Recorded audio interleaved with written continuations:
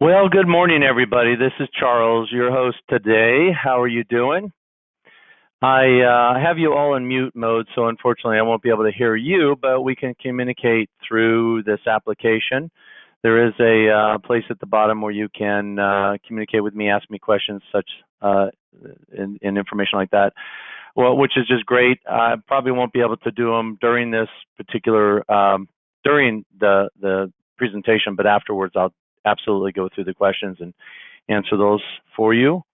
So it's a great day here in Central Oregon. Hopefully you can hear me and you can see my screen. If you can just respond with a big hands up here to let me know that would be great. I'm showing on the screen. Let's see, I'm pretty sure you can all see this. Yeah, it looks like you can see the 6 steps to simplify. Thank you, Craig, Josh. Appreciate it, you guys, for helping me out here. Just want to make sure everybody can see the screens and hear me okay and see me just fine. If you can't, great. If you can't see me, that's okay. You're not missing anything. But I want you to be able to see the presentation and hear my voice.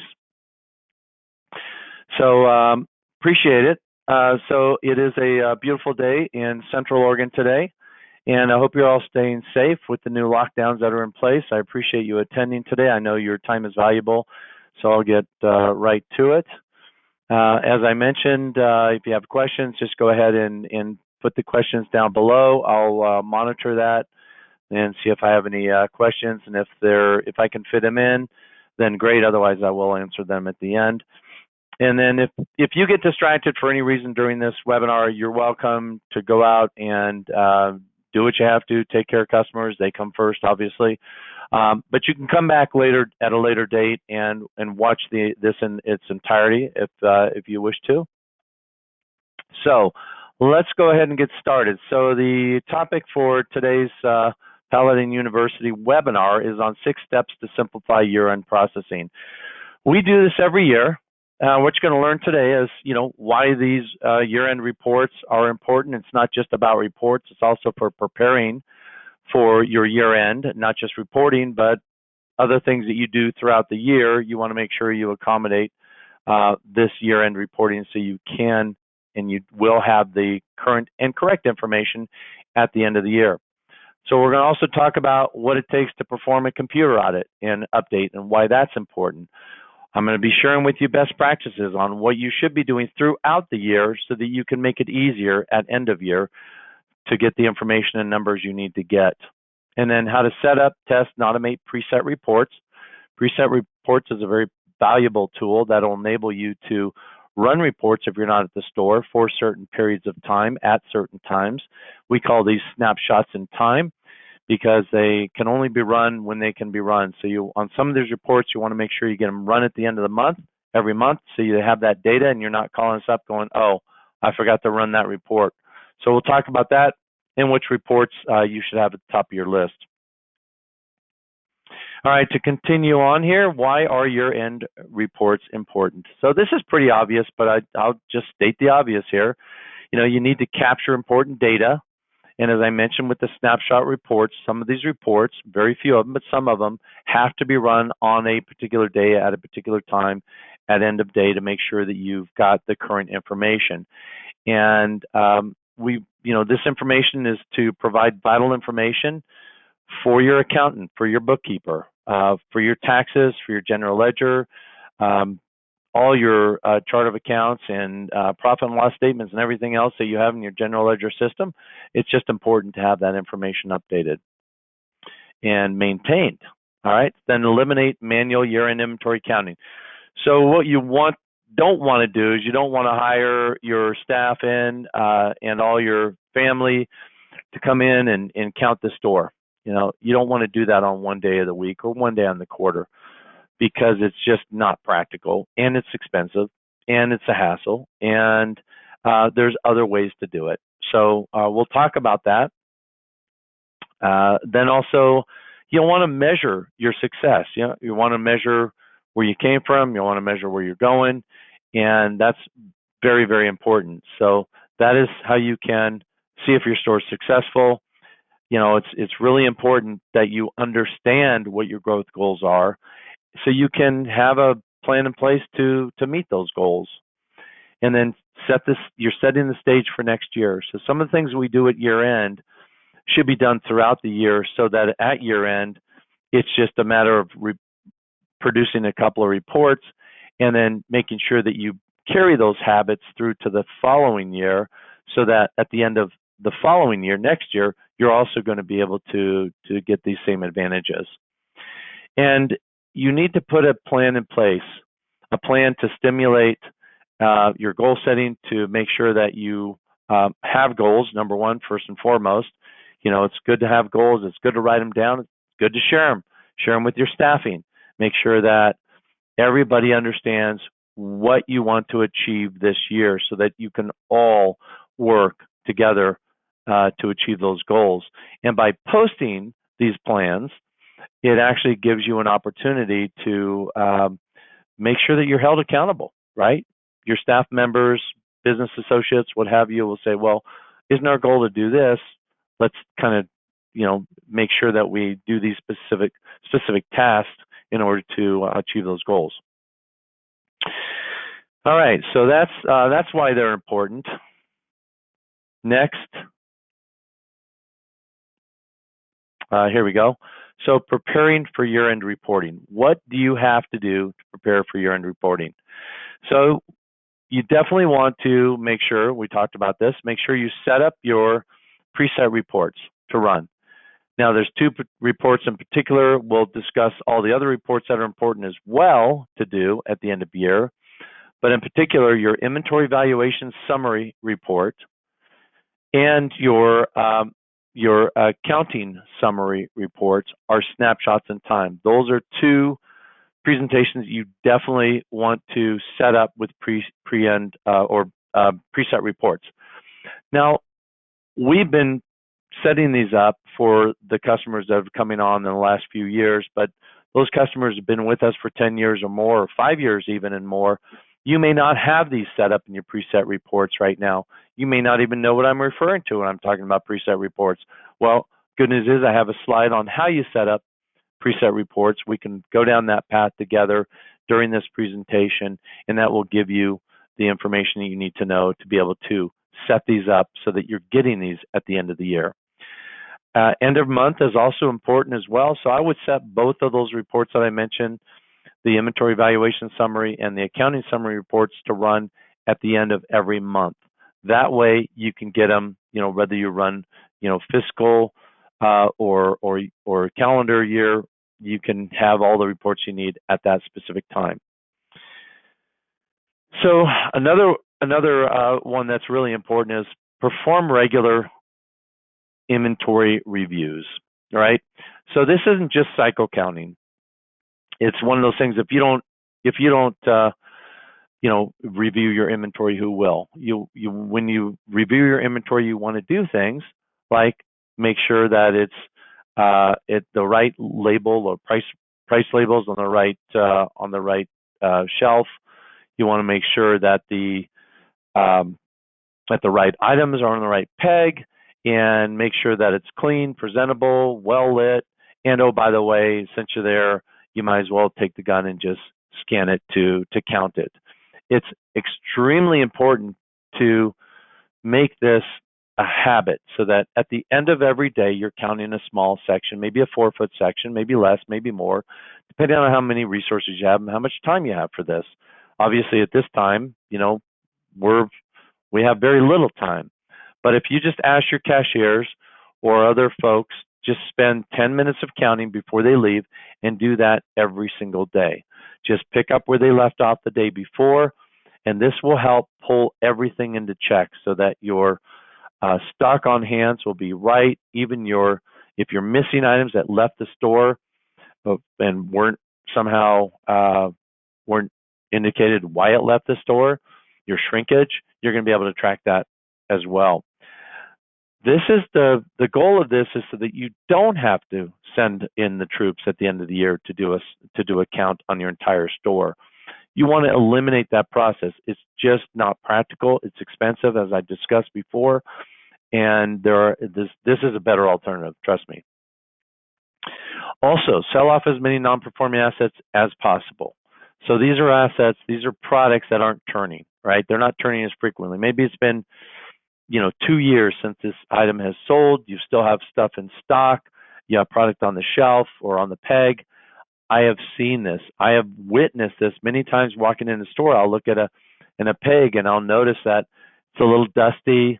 If there's any plastic or rubber parts, you can see that they're discolored, or maybe some of the packaging has been compromised because the sunlight hits it every day.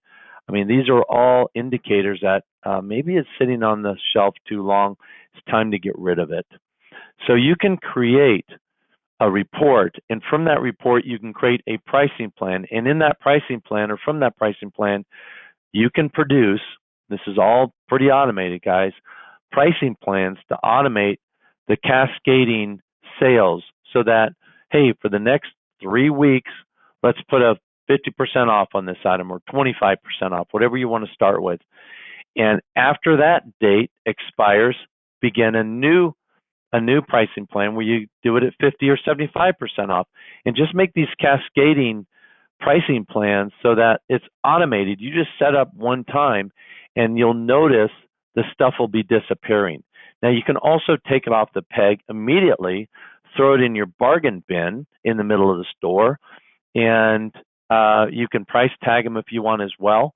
But the important thing is to put something in that real estate that's going to turn, so you get profit out of what you're selling as opposed to these non-performing assets.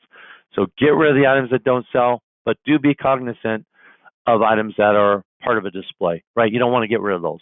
You just have to have those other items to sell the few of the items in the display that do sell. All right, increase collections for outstanding debt. Another good idea to reduce your liability. Get as much dollars as you can in your store before the end of the year.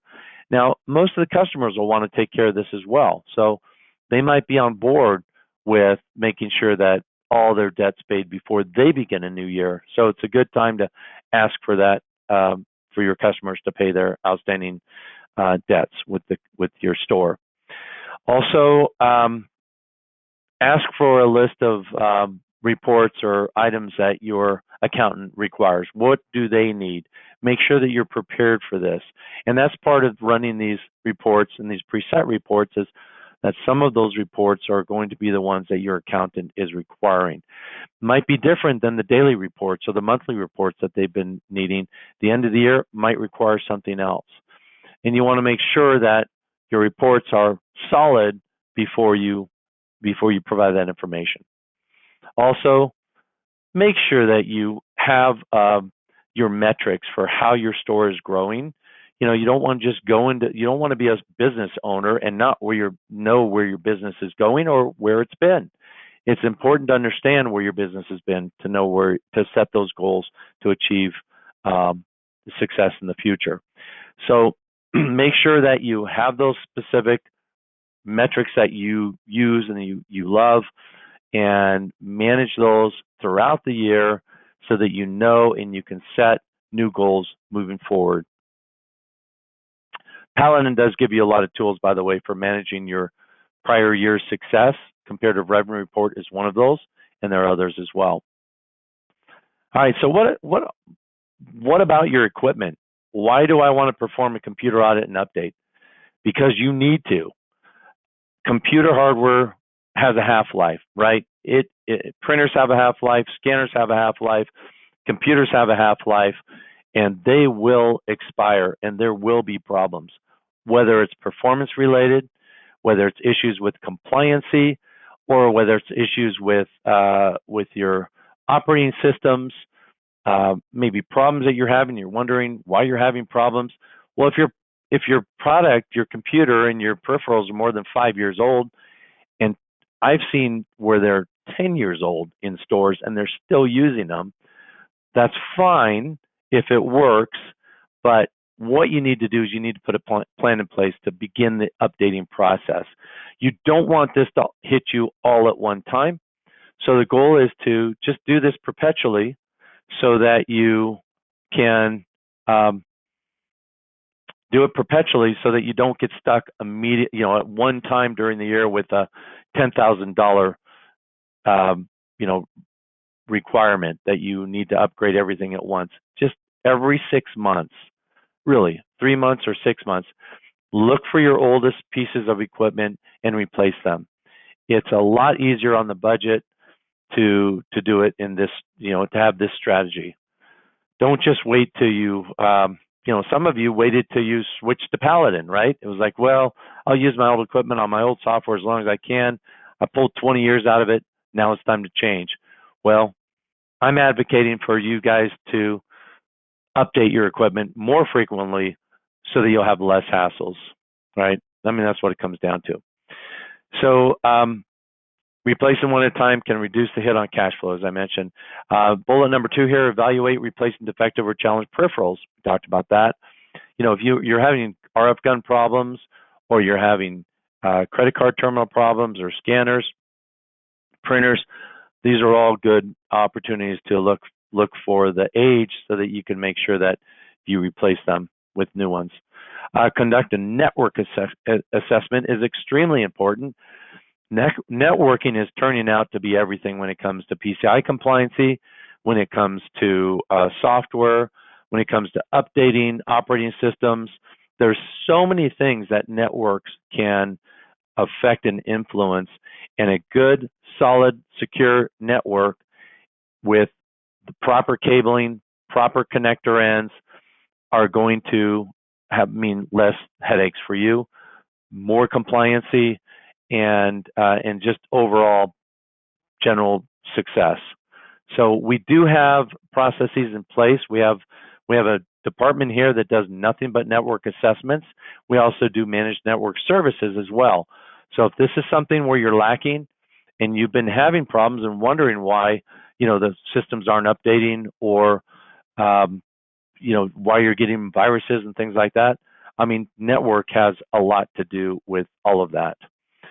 And clean and sanitize your equipment. Do that at least once a year. I mean, you should be on a regular basis. You should be vacuuming up around the computer and things like that. But I've gotten in some places that, honestly, it's been years since they cleaned. And when we replace an old terminal with a new terminal, you find a lot of really scary stuff down around there. Well, dust, hair, bugs, rodents, things like that aren't good for technology. So try to keep the area clean around there. And at the end of the year is a good time to do it. Moving on. So the best practices, which I would summarize here, are to cycle count and review your inventory daily, right? Don't wait to the end of the year to do this. Do it daily so that it reduces the amount of impact it has on you, and it's going to give you more accurate data at the end of the year. It's going to maintain shrinkage. You're going to be able to bring items to light that may have theft issues that you don't know about until you do a grand count once a year. So I just really push for these regular inventory checks and cycle counts. And again, it's reviewing your inventory. Set up monthly preset reports. We're going to discuss how to do that. We've already talked about that. Review your department margins and gross margin return on investment, and really all your metrics, not just those two things, but there are a number of reports that you can tell that I can look at, and within seconds I can tell you how your store is performing, or what areas you're lacking in, or why are there so many upside down margins in this particular department. I mean, there's just so many things that you can find out by running these reports. And don't wait till the end of the year. Do this immediately after even if you're new to Paladin, start running these reports so you can capture and identify these issues early on so you can correct them. If you don't correct them early on, you're going to run into issues where at the end of the year, you're going to go scratch your head and say, well, what's going on here? How come my revenue or my GMROI at the end of the year is like way compromised? Well, it's probably not compromised. It's just the reporting is because there's something set up incorrectly in the system, and you want to identify those as early as possible. All right, achieve end of month backup files. Achieve archive end of month backup files. So this is important as well. I am a huge supporter of backups. I mean, I think it's extremely important to do them on a regular basis, every day. Take them off site, do what you need to do. Yes, we provide DataWise, which gives you a incremental cloud backup where we have the latest within the hour backup of your system if you're paying for that service and or haven't gone through the 12-month introductory for DataWise.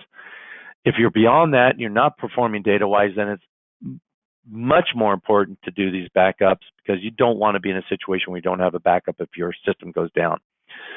So here's the problem with backup files, though. They get really big, right? So your folder gets extremely large in some cases if you have limited disk size, or even if you don't and you run it for years, you might have 100 gigabytes of these backup files that are just going to bring down the performance.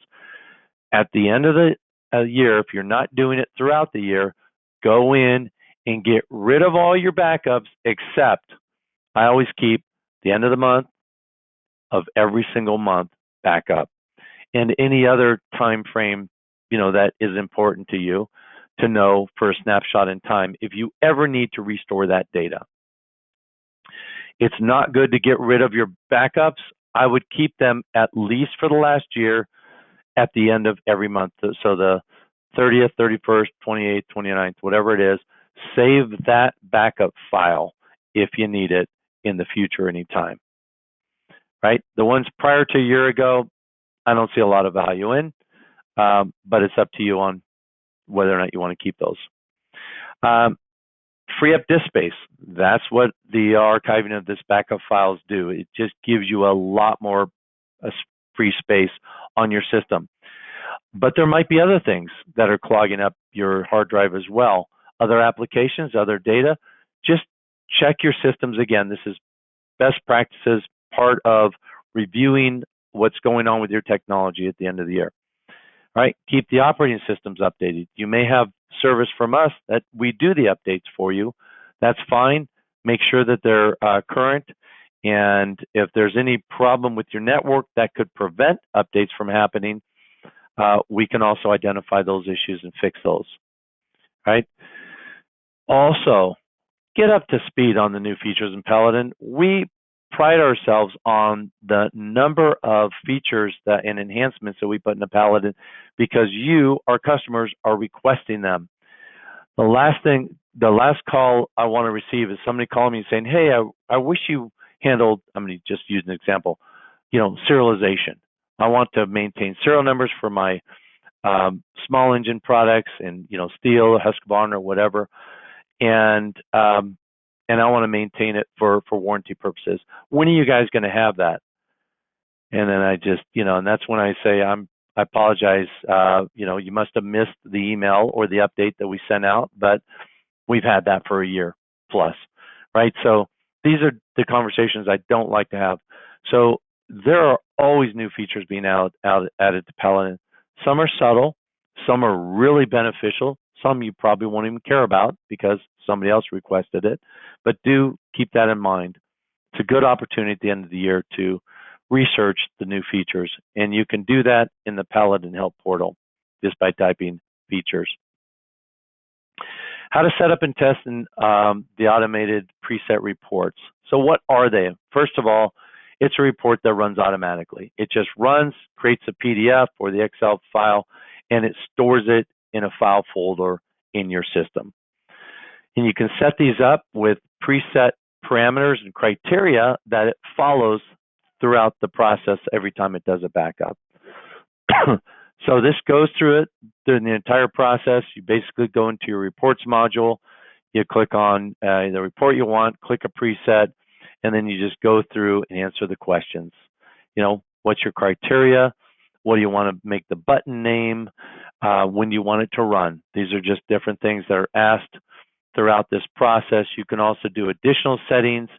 Like I said, your criteria, your sorting options, and then save it. Once you save it, you'll see if you select a particular time period to run, whether it's daily, weekly, monthly, whatever, or day of the week, you're going to see a little clock on the top right-hand side of that preset report. That means it's set up. Now, just because it's set up there doesn't mean it's going to work. There is some setup also required in the I believe it's the company tab, and it's where you can go in and set up where your preset reports reside once they're generated. You can determine a folder or file system where to store it. So if that isn't set up, definitely call support. We'll go ahead and we can help you set up that and make sure that it's pointing to the right area that you want to save that report. Moving forward, so what are some of the reports that you want to produce? So my favorite is the bottom one on this list, inventory count list.